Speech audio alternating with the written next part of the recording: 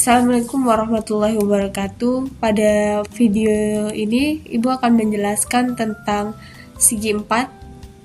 Sebelum kita masuk pada materinya, di sini Ibu akan menjelaskan tentang tujuan dari pembelajaran materi segi 4 ini. Yang pertama, siswa itu mampu mendefinisikan segi 4, siswa mampu menjelaskan jenis-jenis segi 4, siswa mampu menemukan rumus dan luas dari segi 4, siswa mampu menerapkan luas dan keliling dari segi 4. Yang terakhir, siswa mampu menyelesaikan soal penerapan bangun datar segi 4. Sebelum masuk materinya, di sini Ibu ada sebuah motivasi buat kalian semua.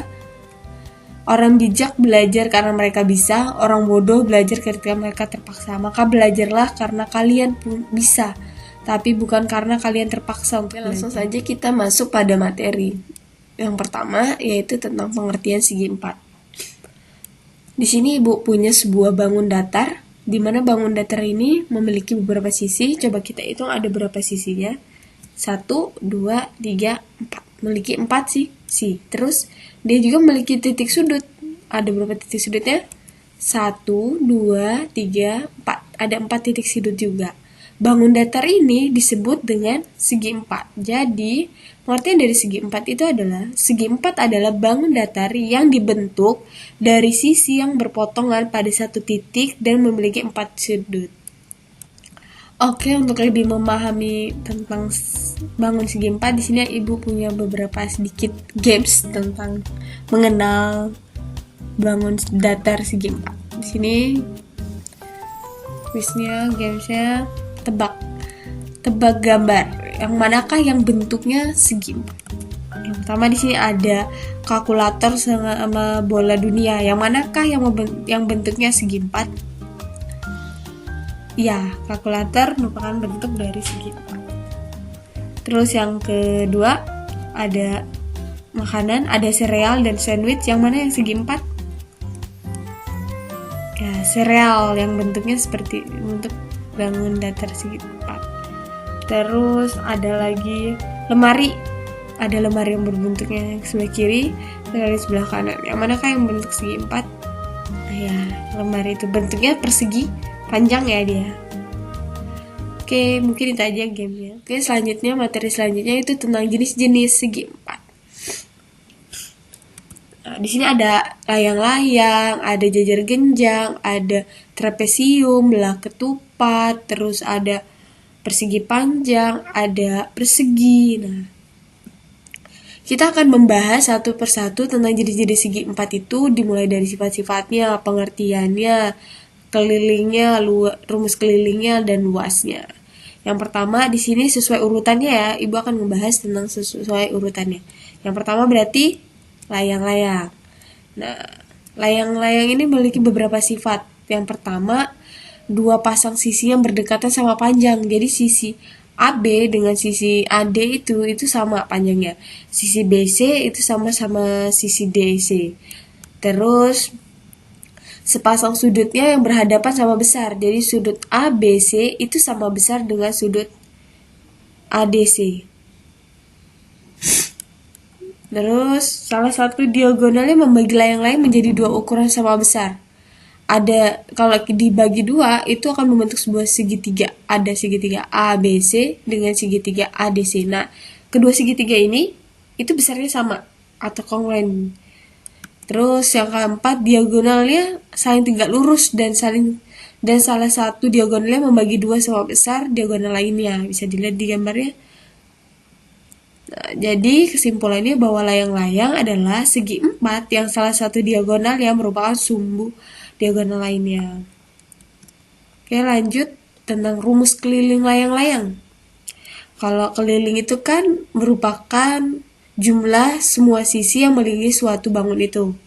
Maka di sini ada layang-layang A, B, C, D. Ingat dengan sifat-sifat layang-layang pertama tadi bahwa sisi yang berdekatan itu sama, panjangnya sama. Jadi kalau kita mencari keliling layang-layang, yaitu jumlah seluruh sisinya, karena di sini ada 4 sisi, berarti sisi tambah sisi tambah sisi.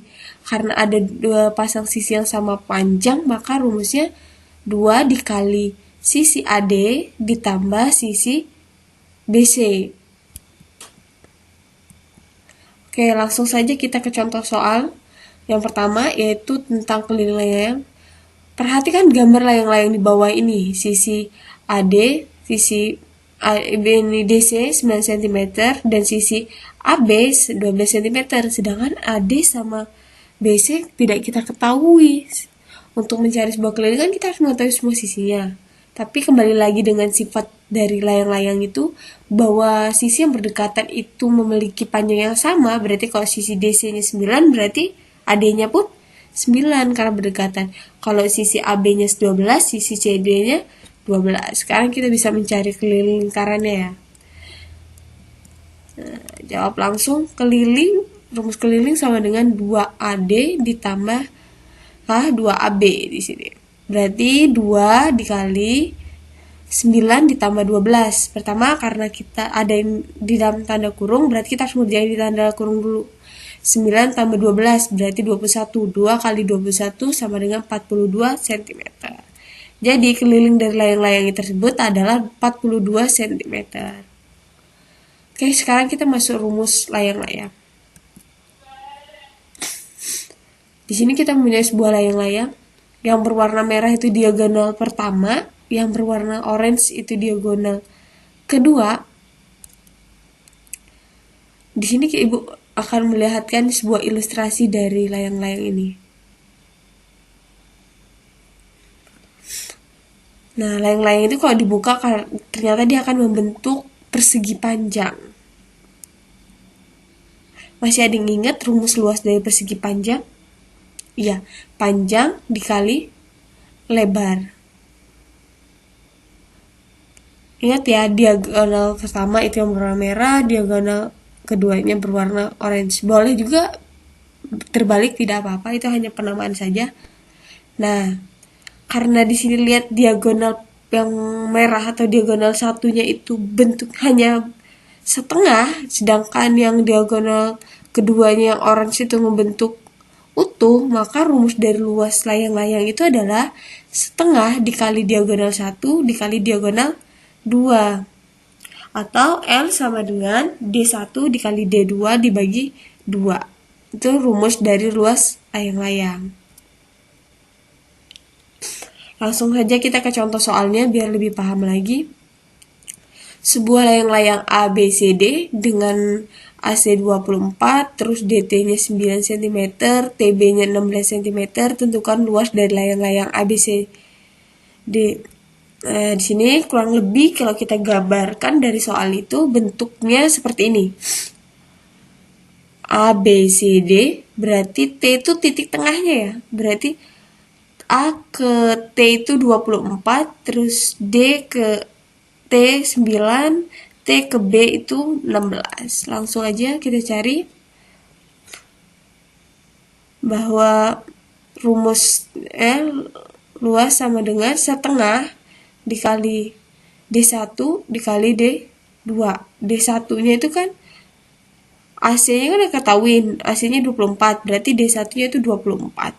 Terus diagonal 2-nya kan aturan dari D sampai B, sedangkan ini yang diketahui adalah D ke T, T ke B, berarti boleh kita jumlahkan saja untuk bisa tahu D ke B itu berapa. Berarti 9 ditambah 16 sama dengan 25. 2 kan bisa dibagi 24 bisa dibagi 2, hasilnya 12. Maka kita bisa coret.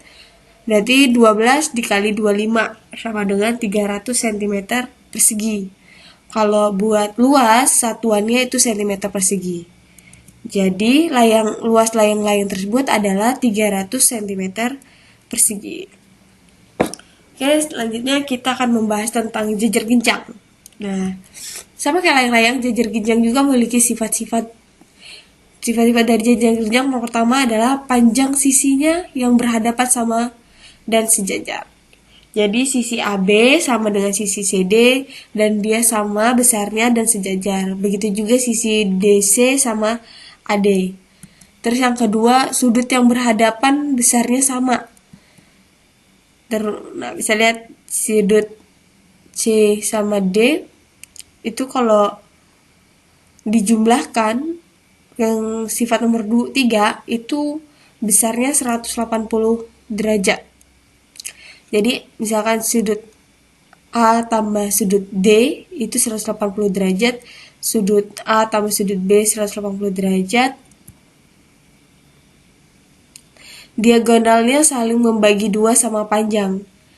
Titik tengahnya dari diagonal itu kita kasih tanda dengan K. Berarti AK sama dengan KC. Jadi panjang AK sama dengan panjang CK atau KC.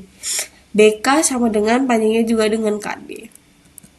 Dari sifat-sifat itu kita bisa mengambil kesimpulan bahwa jajar genjang adalah segi 4 yang kedua pasang sisinya berhadapan dan saling sejajar. Oke, kita masuk saja langsung pada rumus keliling jajar genjang. Kalau sisinya kita karena tadi ada sisi yang sama panjangnya disejajar, jadi di sini sisinya ibu kasih nama A dan B. Sisi karena kan B itu kan sejajar sama yang sebelahnya, yang A juga sejajar dengan yang atasnya. Maka rumus kelilingnya kan A tambah B A tambah B, atau 2 kali A tambah B. Hampir sama ya rumusnya dengan layang-layang, keliling layang-layang. Langsung aja kita masuk ke contoh soal. Di sini ada contoh soal. Perhatikan gambar jajar genjang di bawah ini. Panjang PS itu 16 cm, panjang RS itu 24 cm. Karena panjang sisi yang berhadapan itu sejajar dan sama besar, maka panjang RS itu sama dengan panjang PQ. Panjang PS sama dengan panjang QR. Maka di sini kita bisa langsung mengerjakan soalnya dengan rumus keliling. Keliling sama dengan 2 dikali A plus B. A-nya itu 28, B-nya itu 16. Atau bisa juga A-nya 16, B-nya 28, nggak masalah. Berarti 2 kali, ditambah dulu 16 tambah 28, 44. 2 kali 44, 84 cm. Jadi keliling dari jajar genjang adalah 88 cm. Selanjutnya yaitu tentang rumus luas jajar genjang. Jajar genjang itu ternyata kalau kita tarik garis lurus, dia akan membentuk ada sebuah tinggi, dia memiliki tinggi. Nah, yang di bawahnya itu merupakan alasnya.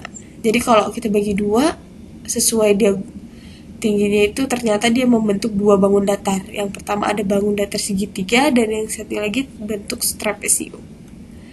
Kalau kita pindahin ke depan, dia membentuk sebuah persegi panjang.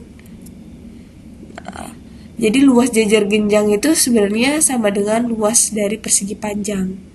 Kalau luas persegi panjang itu kan dia punya panjang dan lebar, sedangkan luas jajar genjang ini karena dia memiliki alas dan tinggi, maka kita ubah panjangnya itu kita ubah dengan alas, dan tinggi dan lebarnya kita ubah dengan tinggi. Kalau di jajar genjang berarti luas jajar genjang adalah alas dikali tinggi. Oke, kita langsung masuk aja pada pada soal luas jajar genjang. Yang pertama, sebuah jajar genjang memiliki alas 26 cm dan tingginya 17 cm.